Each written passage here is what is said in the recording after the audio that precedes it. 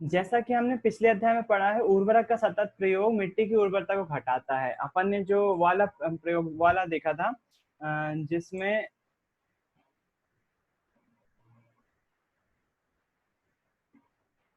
जिसमें हमने मिट्टी की उसके बारे में बात कर रहे थे, मिट्टी के कटान के बारे में बात कर रहे थे, अपर्दन के बारे में बात कर रहे थे। उसमें देखा था हमने, अगर ज्यादा हम खेतों में उर्वरक डालते हैं, मतलब केमिकल डालते हैं, या फिर पेस्टिसाइड भी बोल सकते हो आप, पेस्टिसाइड डालते हैं, तो मृदा का जो है वो उर्वरता नष्ट होती है, मृदा का जो है वो अपर्दन भी होता है, क्योंकि कार्बनिक पदार्थों की पुनः पूर्ति नहीं हो पाती। इससे सूक्ष्म जीवों एवं भूमिगत जीवों का जीवन में चक्र अवरुद्ध होता है। उर्वरक के उपयोग द्वारा फसलों का अधिक उत्पादन कम समय में प्राप्त हो सकता है, परंतु ये मृदा की उर्वरता को कुछ समय के पश्चात हानि पहुंचाते हैं, जबकि खाद के उपयोग से लाभ दीर्घावधि है।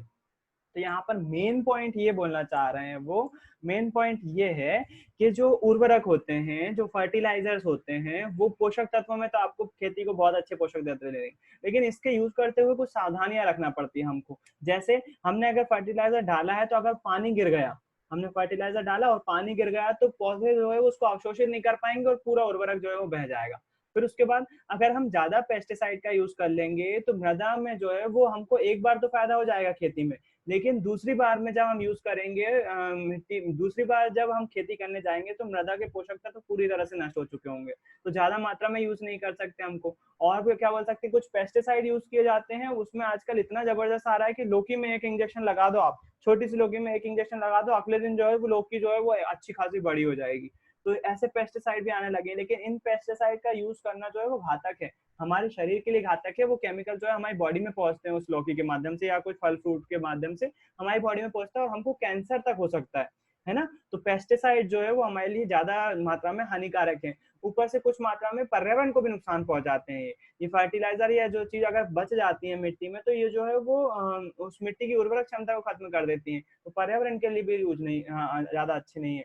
लेकिन अगर हम खाद की बात करें, तो खाद इस मामले में बहुत अच्छी है, पर्यावरण के लिए भी अच्छी है वो। बस अंतर क्या है, खाद स्लोली स्लोली काम करती है, दीर्घ लॉन्ग टर्म के लिए अच्छी है, जबकि फर्टिलाइजर तुरंत असर करते हैं, जैसे आपने डाल दिया तुरंत जो है वो फल सब्जी जिसकी भी फसल आपने लगाई हुई है, वो जो है वो आपको तुरंत जो है वो लाभ देगी, फसल अच्छी खासी मात्रा में होगी। अब यूरिया देख लेते हैं, यूरिया क्या होता है ना। यूरिया जो है वो कैसे दिखता है और कैसा क्या देता है हमको। यूरिया जो है, साबुदाने के दाने देखे हैं आपने, वैसे ही दिखाई देता है। इसका मतलब ये नहीं कि साबुदाने यूरिया है, बिल्कुल भी नहीं, ऐसा समझना ही मत। यूरिया जो है व्हाइट कलर का होता है, और इसका जो फॉर्मूला होता है वो इस प्रकार से होता है, C H2N H2NH2, NH2 ही लिखा हुआ है, ये NH2 नाइट्रोजन, हाइड्रोजन, कार्बन और ऑक्सीजन, इस इन चीजों का मिक्सचर होता है यूरिया, व्हाइट पाउडर के रूप में होता है। और जो है वो फसलों में यूज किया जाता है, किस लिए यूज किया जाता है, नाइट्रोजन की कमी को पूरा करने के लिए। Urea also known as carbamide is a waste product of many living organism and is the major organic compound of human urine। हमारी जो बाथरूम होती है, यूरिन होती है, उस यूरिन में भी यूरिया बहुत अधिक मात्रा में होता है।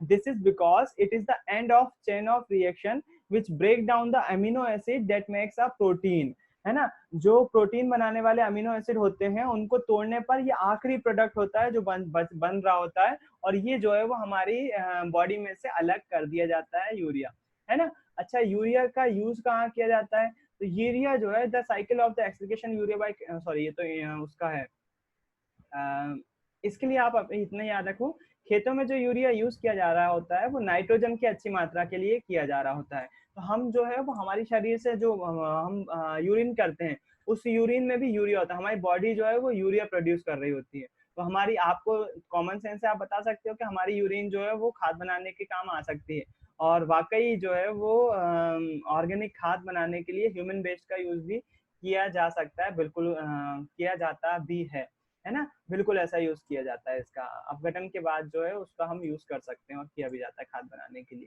है ना। तो यूरिया हम उत्सर्जित करते हैं, और वो यूरिया एक प्रकार की जो है वो फर्टिलाइजर है, और वो मिट्टी की उर्वरता बनाने के लिए यूज किया जाता है। मिट्टी को क्या देता है यूरिया, वो जो है वो उसको मिट्टी को नाइट्रोजन बहुत अच्छी मात्रा में देता है। फिर उसके बाद कार्बनिक खेती, खेती करने की वह पद्धति है जिसमें रासायनिक उर्वरक, पीड़कनाशी, शाकनाशी एवं का बहुत कम या बिल्कुल उपयोग नहीं किया जाता। कार्बनिक खेती यानी कि ऑर्गेनिक खेती, आजकल ये टर्म बहुत ज्यादा यूज की जा रही है। ऑर्गेनिक खेती ऐसी खेती है जिसमें हम फर्टिलाइजर का यूज नहीं करते, कोई भी दवाई का यूज नहीं करते, है ना। नहीं तो हम ऑर्गेनिक, आजकल ऑर्गेनिक का बहुत जबरदस्त मामला चल रहा है, और आप यहाँ तक समझ सकते हो कि लोग बाग इससे कितना कुछ कमा रहे हैं ऑर्गेनिक के नाम पर। तो क्या करते हैं ये, जैसे नॉर्मली किसान जब गेहूं बोता है या दाल वगैरह बोता है अपने खेतों में, तो उसको अच्छी पैदावार के लिए वो कुछ ना कुछ खाद का यूज करता है या फर्टिलाइजर डालता है, यूरिया तो कम से कम डालेगा ही ना। तो वो यूरिया करते हैं, क्या करते हैं, कुछ हद तक अगर हमारी बॉडी में चले आएंगे वो, अगर सफाई नहीं हो पाए या किसी माध्यम से हमारी बॉडी में चले गए, तो हमारी बॉडी को बहुत ज्यादा नुकसान कर सकते हैं। इसके लिए जो है वो एक नई टेक्निक है जिसको ऑर्गेनिक खेती बोलते हैं, है ना। तो ये ऑर्गेनिक सामान आजकल जो है बहुत महंगा बिकने लगा है। क्यों? क्योंकि इसमें और किसी केमिकल का यूज नहीं करते हैं, ये ऑर्गेनिकली मतलब अपने आप से डेवलप हुए रहते हैं। तो जो आपको मूंग की दाल नॉर्मली जो है वो 150 रुपए किलो में मिल जाएगी, वही ऑर्गेनिक मूंग की दाल जो है वो आपको 250 से 300 रुपए, मतलब दुगनी कीमत पे मिलेगी, है ना। तो ऑर्गेनिक जो हमारे यहाँ पास, हमारे आसपास जो ऑर्गेनिक चीजें आजकल बिक रही हैं, इसका बहुत बड़ा व्यापार हो गया और आगे इसकी डिमांड और ज्यादा बढ़ने वाली है। आप में से अगर कोई ऑर्गेनिक खेती करना चाहेगा तो आगे बहुत स्कोप है। और ये ऑर्गेनिक खेती जो है वो हमारे असम, मिजोरम वाले जो नॉर्थ ईस्ट एरिया है, उत्तर पूर्वी इलाके हैं, आप जानते होंगे असम, मेघालय, मणिपुर, अरुणाचल प्रदेश, यहाँ पर जो है ऑर्गेनिक खेती बहुत आयत में की भी जाती है। वहां पर खाद का यूज करते हैं वो लोग, ऑर्गेनिक खाद का यूज करते हैं, वर्मी कंपोस्ट जैसी खाद का, लेकिन किसी भी केमिकल का यूज नहीं करते हैं वो बनाने के लिए, और वो बहुत अच्छा भी है उसके लिए, है ना। तो लोग बाग इसमें ऑर्गेनिक खेती की बहुत ज्यादा डिमांड बढ़ती जा रही है। वही टर्म यहाँ पर यूज किया हुआ है कार्बनिक खेती का, हिंदी में इसको ऑर्गेनिक खेती को कार्बनिक खेती बोलते हैं। तो इसमें पीड़कनाशी या खाद, फर्टिलाइजर का यूज नहीं करते हैं, केवल नेचुरल खाद का यूज किया जाता है ना। इसमें जो है वो इस पद्धति में अधिकाधिक कार्बनिक खाद यानी कि ऑर्गेनिक खाद, कृषि अपशिष्ट, पुआल तथा पशुधन का पुनर्चक्रण, जैविक कारक जैसे नील हरित शैवाल का संवर्धन, जैविक उर्वरक बनाने में उपयोग किए जाते हैं, मतलब नेचुरली खाद बनाने में किया जाता है। नीम की पत्तियों का यूज हल्दी का विशेष रूप से जैव कीटनाशक के रूप में किया जाता है। नीम की पत्ती, क्या हुआ, नीम की पत्ती और हल्दी वगैरह का यूज जो है वो एंटीबैक्टीरिया के रूप में, दवाई के रूप में किया जाता है। कुशल फसलीकरण पद्धति के लिए मिश्रित खेती, अंतरा फसलीकरण का, फसल चक्र का, जैसा कि अब हम पढ़ने वाले हैं, उसको भी यूज कर रहे होते हैं। तो देख लेते हैं आप, सबसे पहले देख लें सिंचाई। भारत में अधिकांश खेती वर्षा पर आधारित है। अगर मानसून अच्छे से नहीं आता ना, जैसे अभी इस बार बारिश कम हो रही है, तो कई खेती जो है वो बिगड़ जाती है, हमारे यहाँ जो है वो अच्छी मात्रा में फसल नहीं हो पाती अगर पानी ढंग से नहीं गिरता है तो, है ना। तो सिंचाई जो है वो बहुत ज्यादा आवश्यक होती है। पानी की कमी या फिर वर्षा की अनियमितता के कारण सूखा होता है। वर्षा पर आधारित कृषि को सूखे से बहुत हानि होती है, विशेषतः उन क्षेत्रों में जहां पर किसान फसल उत्पादन में सिंचाई का उपयोग नहीं करते हैं और केवल वर्षा पर ही निर्भर रहते हैं। हल्की मृदाओं में पानी को संचित रखने की क्षमता कम होती है, इसलिए जिन क्षेत्रों में हल्की मृदा होती है वहां सूखे कारण फसलों की अधिक हानि होती है। तो यहाँ पर दिया हुआ है। फिर उसके बाद दिया हुआ है सूखे, जो हमारे यहाँ खेती होती है उसमें कहाँ कहाँ से स्रोतों का यूज किया जाता है। तो कुएं का यूज किया जाता है, आपने देखा होगा हमारे गाँव में जो है वो कुएं से जो है वो यूज किया। नहरें किसको बोलते हैं? आप नहरें जो है देखोगे, कई गाँव में जो है वो बड़ी बड़ी नालियां बनाई जाती हैं। वो नालियों में गंदा पानी नहीं बहता है, वो नदी से पानी लाते हैं और पूरे गांव में दूर दूर तक वो नहर जा रही होती है, और जिसको जिसको पानी लेना होता है उस नहर से जो है वो पाइप डाल के अपने खेतों में पानी ले रहे होते हैं। तो नहरें भी बनाई जाती हैं। नदी जल उठाव पद्धति, नदी जल उठाव पद्धति में क्या करते हैं, नदी जब ऊपर आती है उसके पानी को इकट्ठा कर लिया जाता है एक जगह पर, और पानी को ठहरा लिया जाता है, जिसके कारण से जो है उसका वर्ष भर उपयोग किया जा सके। तो नदी के किनारे खेतों में उपस्थित सिंचाई करने के लिए नदी से सीधे पानी निकाल सकते हैं, या फिर नदी का उठाव करके जो है उसके पानी को भी स्टोर किया जा सकता है। तालाब, छोटे जलाशय, तालाब के रूप में भी हम जल का यूज करते हैं, वो तो आपको पता ही है तालाब के बाद। इसके बाद अगला टॉपिक जो आता है वो आता है फसल पैटर्न, है ना, कि हम जो है वो फसल पैटर्न करके कैसे ज्यादा से ज्यादा खेती कर सकते हैं, ज्यादा से ज्यादा उपज बढ़ा सकते हैं अपनी। आई होप आप बोर नहीं हो रहे होंगे, है ना। उसमें हम जो पढ़ेंगे मिश्रित खेती और अंतरा फसलीकरण के बारे में पढ़ेंगे, ये क्या होता है मिश्रित खेती और अंतरा फसलीकरण, है ना। फिर उसके बाद हमारा सेकंड लास्ट टॉपिक शुरू होगा जो कि है फसल प्रबंधन, मतलब कि हम फसल एक बार कट जाए तो उसको कैसे स्टोर करना है। तो फसल पैटर्न आखिरी है, इसमें कुछ भी नहीं है। इसमें ये है कि कई बार क्या होता है, जैसे देखो यहाँ पर लिखा हुआ है, अधिक लाभ प्राप्त करने के लिए फसल उगाने की विभिन्न विधियों का उपयोग कर सकते हैं। पहला, मिश्रित फसल में दो या दो से अधिक फसलों को एक साथ एक खेत में उगा देते हैं।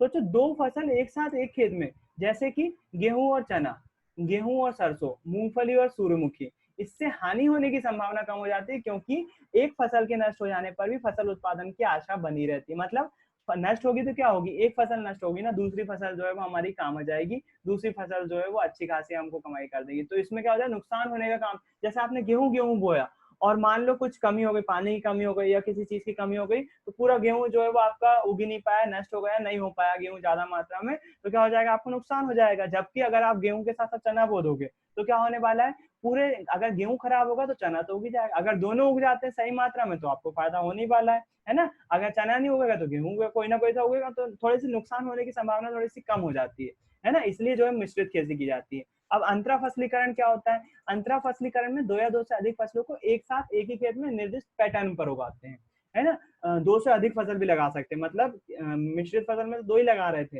अंतरा फसलीकरण में दो से अधिक भी लगा सकते हैं, और वो उसको एक तरीके से बोते हैं, उगाते मतलब बोना या फिर उगाना। बोना मतलब रोपना और उगाना मतलब उगना, वो तो समझ में आ रहा होगा मेरे ख्याल से। कुछ पंक्तियों में एक प्रकार की फसल और उसके एकांतर में, मतलब उसके समांतर जो पंक्तियां होती हैं उसमें दूसरी प्रकार की फसल उगाते हैं। इसके लिए उदाहरण है सोयाबीन, मक्का अथवा बाजरा, लोबिया। अब ये लोबिया क्या होता है मुझे भी नहीं मालूम है, लोबिया क्या होता है। फसल का चुनाव इस प्रकार करते हैं कि उनकी पोषक तत्वों की आवश्यकताएं भिन्न भिन्न हो, जिससे पोषकों की अधिकतम उपयोग हो सके। यहाँ पर देखो एक डायग्राम दिया हुआ है, इससे आपको आसानी समझ में आ जाएगा। यहाँ पर जो है वो तीन फसल इकट्ठी उगाई हुई है, यहाँ पर ये गोभी फूल दिख रहा है, पत्ता गोभी दिख रहा है, और ये शायद अंगूर की बेला है, जो भी है। तो तीन सब्जियां जो है वो इकट्ठी जो है वो उन्होंने उगाई हुई है। इस प्रकार से जो है वो हम क्या कर सकते हैं, एक ही खेत में बहुत सारी चीजें उगा सकते हैं। तो किसी खेत में क्रमवार पूर्व नियोजित कार्यक्रम के अनुसार विभिन्न फसलों को उगाने को फसल चक्र कहते हैं। परिपक्वन काल के आधार पर विभिन्न फसल सम्मिश्रण के लिए फसल चक्र अपनाया जाता है। एक कटाई के बाद कौन सी फसल उगानी चाहिए तथा नमी सिंचाई की उपलब्धता। ठीक है, मेरे ख्याल से आपको अंतरा फसलीकरण समझ में आ गया होगा। इसके बाद देखते हैं फसल सुरक्षा प्रबंधन।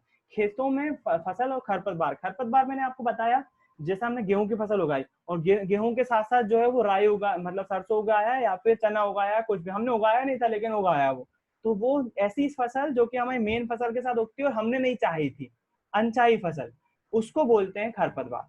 खरपतवार कीट पीड़क रोगों से प्रभावित होती है, यदि समय रहते खरपतवार पीड़ितों को नियंत्रित नहीं किया जाए तो फसलों को नुकसान पहुंचाते हैं, जाहिर सी बात।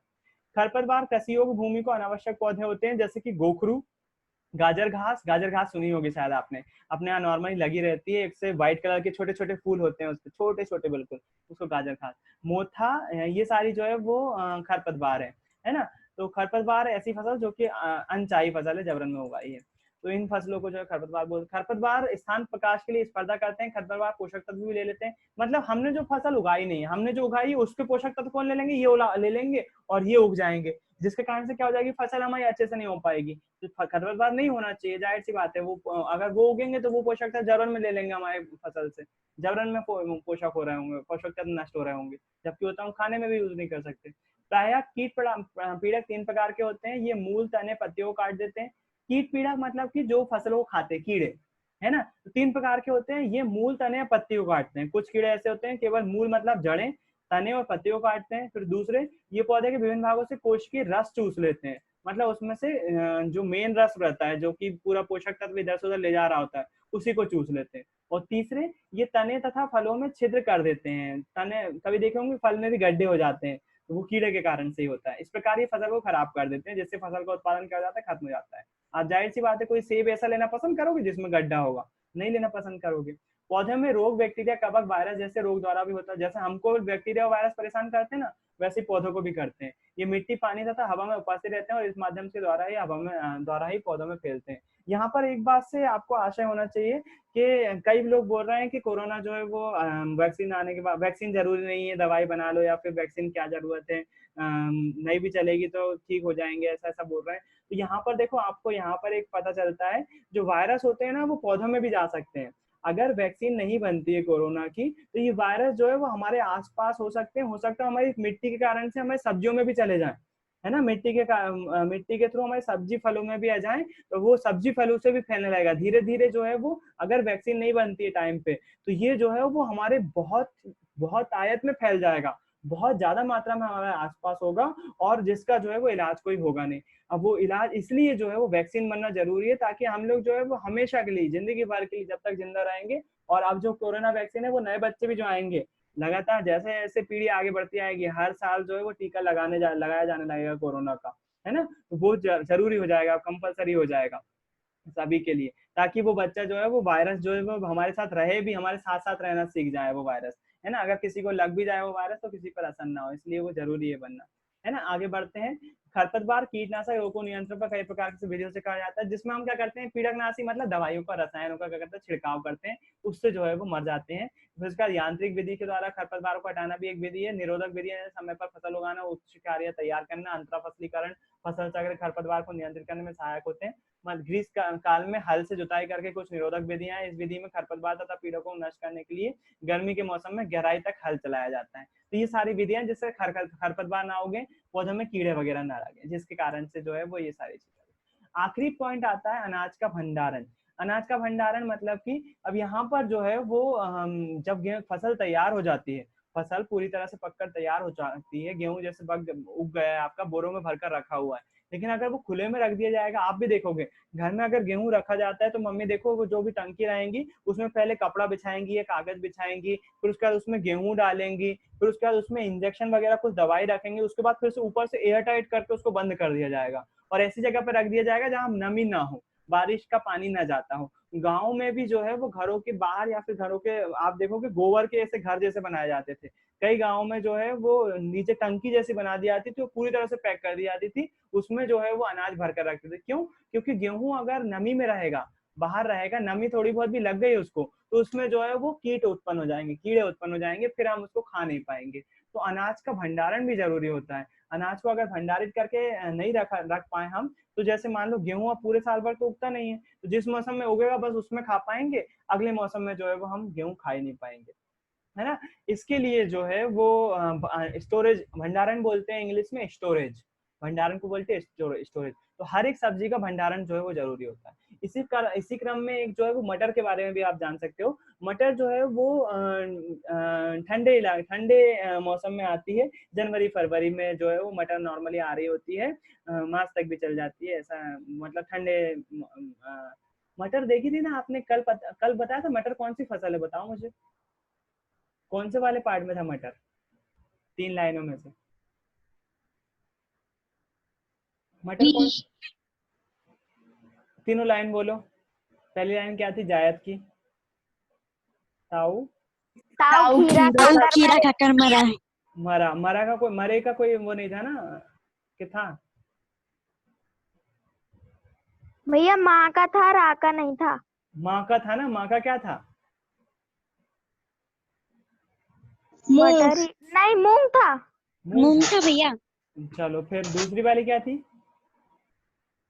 अरे गधा बाजा मत बजा। अरे गधा बाजा मत बजा, तो इसमें भी मटर है क्या?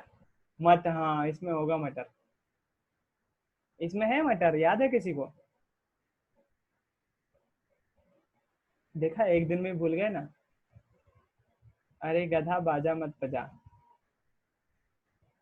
भैया मटर नहीं था, मक्का था। मक्का था। चलो ठीक है, खरीफ में बता दो फिर अब, नहीं रवि में, सॉरी।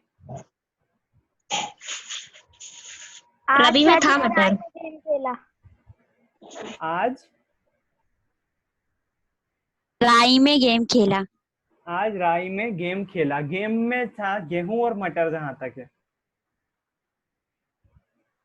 इसमें भी नहीं था, तो मटर फिर था ही नहीं क्या? था भैया। रबी में था।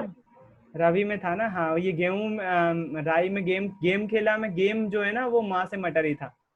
तो रबी की फसल ठंड में बोई जाती है, ठंड में ही उगती है। तो आप घर में ठंड जो मटर होती है, आप देखना ठंड में आ गई मटर, तो हम बाकी जैसे अभी बारिश का मौसम चल रहा है, अभी मटर जो अगर मिल रही होगी तो बहुत महंगी मिल रही होगी, क्यों? क्योंकि अभी इस टाइम उगती नहीं है मटर।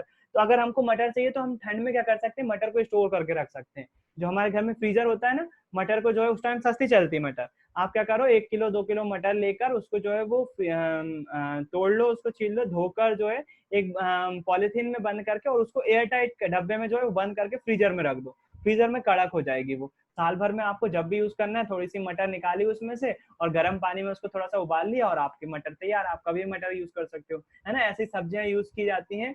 आप जो है वो देखोगे मम्मी लोग जो है घरों में प्याज भी इस टाइम गर्मियों में लेकर रख लेते हैं, प्याज घरों में स्टोर कर लेते ताकि ठंड तक प्याज खा सकें। उसके बाद प्याज जो है वो महंगी हो जाती है, आप लोगों ने शायद सुना होगा, देखा भी होगा। तो ये स्टोरेज की तकनीक अपनाना बहुत जरूरी है, जिससे कि हम जो है वो साल भर जो है वो खाना खा सकें, है ना। तो इसके लिए जो है वो कई प्रकार के, अच्छा चावल के लिए भी ऐसे यूज किया जाता है।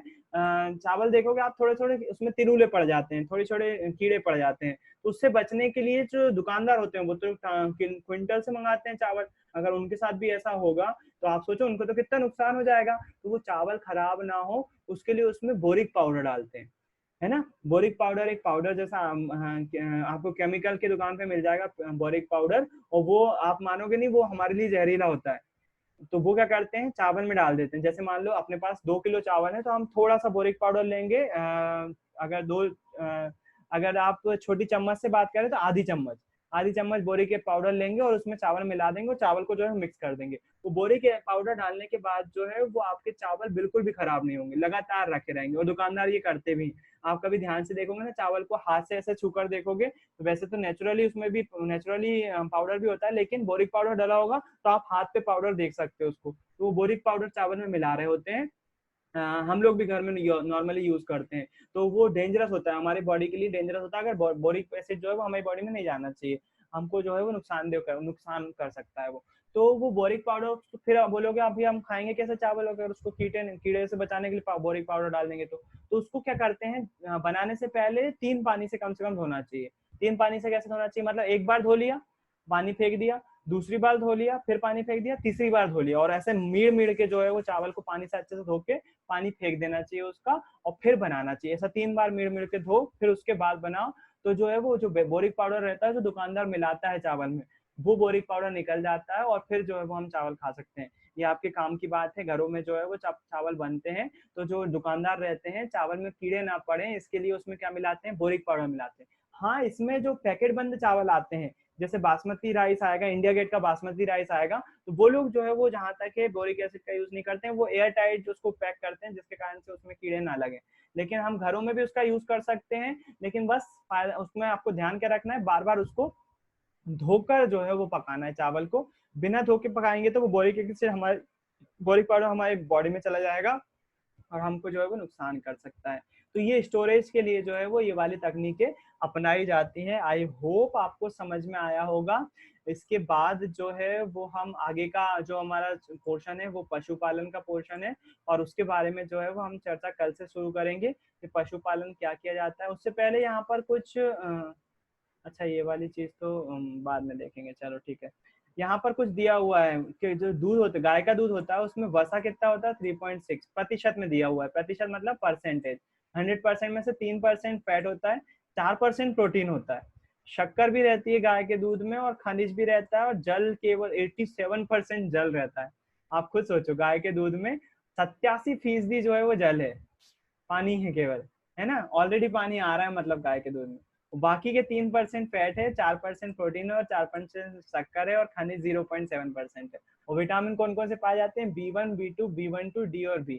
और फिर उसके बाद जो अंडा होता है उसमें 12% फैट है, 13% प्रोटीन है, 1% खनिज और 74% पानी है। तो अंडे में भी पानी है, आप बोलोगे दिखता तो है नहीं, लेकिन पानी रहता है, पानी में ही सब चीजें घुली रहती हैं, ये प्रोटीन वसा वगैरह। मांस में क्या होता है, मांस में 3% फैट होता है, 21% प्रोटीन है, देखो सबसे ज्यादा, है ना। ये मांस जो है वो रेड मीट के बारे में बात हो रही है, चिकन जो खाते हैं उन लोग की बात हो रही है। उसमें 21% प्रोटीन है, 1% खनिज है, और 74% पानी है ना। तो आप देख रहे हो कि प्रोटीन सबसे ज्यादा होता है, और विटामिन B12 और B होता है। विटामिन B12 और B2 जो है वो मांस में पाया जाता है। उसके बाद मछली जो लोग खाते हैं उसमें 2% फैट होता है, 19% प्रोटीन होता है। तो 19% प्रोटीन होने के कारण से जो मछली खाते हैं या फिर मांस खाते हैं, प्रोटीन अच्छी मात्रा में मिलता है, और जो उनका जो बॉडी होती है वो थोड़ी सी अच्छी मजबूत रहती है, या फिर नई कोशिकाएं बन रही होती हैं, जिस कारण से खनिज और पानी भी अच्छी मात्रा में होता है। पानी जो है वो मछली में 77% होता है, और इसमें नियासिन मिलता है विटामिन, और D और A भी मिलता है ना। मछली में B12 नहीं मिलता है, उसके लिए मीट खाना पड़ेगा, है ना। तो यहाँ पर जो है वो आपको प्रोटीन वसा कार्बोहाइड्रेट मिल गया। अब आप बोलोगे भैया आप बोल रहे हो कि मीट खाते हैं तो उसमें प्रोटीन अच्छा मिलता है, मछली खाते हैं तो उसमें प्रोटीन अच्छा मिलता है, तो उससे प्रोटीन से होता क्या है, तो प्रोटीन से होता क्या है मैं बता चुका हूँ आपको। नई कोशिकाएं बनती है, जैसे कोई भारी चीज मिला रहे होगे तो आपकी ये वाली कोशिकाओं को ज्यादा काम करना पड़ेगा, नई कोशिकाएं बनेगी तो आपकी बॉडी बनेगी, है ना, नई कोशिकाएं आसानी से बनेगी। तो आप मुझसे पूछ सकते हो कि क्या भैया वेजिटेरियन लोग कभी हट्टे कट्टे होंगे नहीं क्या। नहीं, वो भी हो सकते हैं, लेकिन उनको जो है बहुत ज्यादा मेहनत करना पड़ती है, क्योंकि जो प्रोटीन मांस और मछली और अंडे से जो है वो नॉर्मली पूरी, प्रोटीन भी तरह तरह के होते हैं, बहुत प्रकार के होते हैं, वो सारे प्रोटीन जो है वो इन लोगों से मिल जाता है। जबकि वेजिटेरियन डाइट्स में वो प्रोटीन जो है वो टुकड़ों में मिलता है, मतलब जो प्रोटीन दूध में है वो वहां पर सोयाबीन में नहीं है, अगर सोयाबीन में है तो दूध में नहीं है। तो हमको जो जो वेजिटेरियन लोग होते हैं उनको दूध भी खाना पड़ेगा प्रोटीन के लिए, सोयाबीन भी खाना पड़ेगा, और दूसरे सप्लीमेंट भी लेना पड़ेंगे विटामिन खनिज के लिए। जबकि मीट और मछली में जो है वो ऑलरेडी पूरे अवेलेबल हो जाते हैं, पूरे मिल जाते हैं। लेकिन इसका एक और नुकसान ये है, इसके कारण से मीट कंजम्पशन बढ़ जाता है देश में, मांस खाने वाले लोगों की संख्या बढ़ जाती है, जिससे पशु क्रूरता बढ़ जाती है, पशुओं को बहुत बुरी तरह से जो है वो मारा जाता है केवल मीट उत्पादन के लिए, है ना। मैकडोनल्ड्स आपने नाम सुना होगा, वहां पर अगर चिकन की बात करें, वो लोग क्या करते हैं, छोटे छोटे जो चूजे होते हैं उनको जो है वो डायरेक्ट मिक्सर ग्राइंडर में डालते हैं और जिंदा चूजों को जो है वो पीस कर जो है वो सब चीज कर रहे होते हैं। मैं उस पर ज्यादा नहीं जाऊंगा, तो वो क्रूरता बढ़ जाती है। इसके कारण से अगर आप, मैं ये बिल्कुल नहीं बोल रहा हूँ कि आप मांस खाने लगो या आप वेजिटेरियन हो जाओ, आप जो हो, जो जैसे हो आप वैसे ही रहो, मैं बिल्कुल भी परिवर्तित करने की आपको कोशिश नहीं कर रहा हूँ, ना मैं कुछ बोल रहा हूँ। लेकिन हाँ, ये फैक्ट है कि जो मीट और मछली होता है उसमें प्रोटीन अच्छी खासी मात्रा में होता है, जिससे जो है वो नई कोशिकाएं बनने में मदद मिलती है और ग्रोथ बढ़ती है, बॉडी की ग्रोथ अच्छी होती है। ग्रोथ मतलब कि समझ रहे होगे ना, प्रगति, बॉडी जो अपने शरीर होता है उसकी ग्रोथ अच्छी होती है। तो ये था आपका आधा चैप्टर। इसके बाद जो है वो हम कल चर्चा करेंगे कि कैसे काम करता है, पशुपालन क्या होता है, कैसे क्या क्या चीजें क्या क्या होती है ना। आज के लिए इतना ही रखते हैं, किसी को कुछ पूछना तो पूछ सकता है।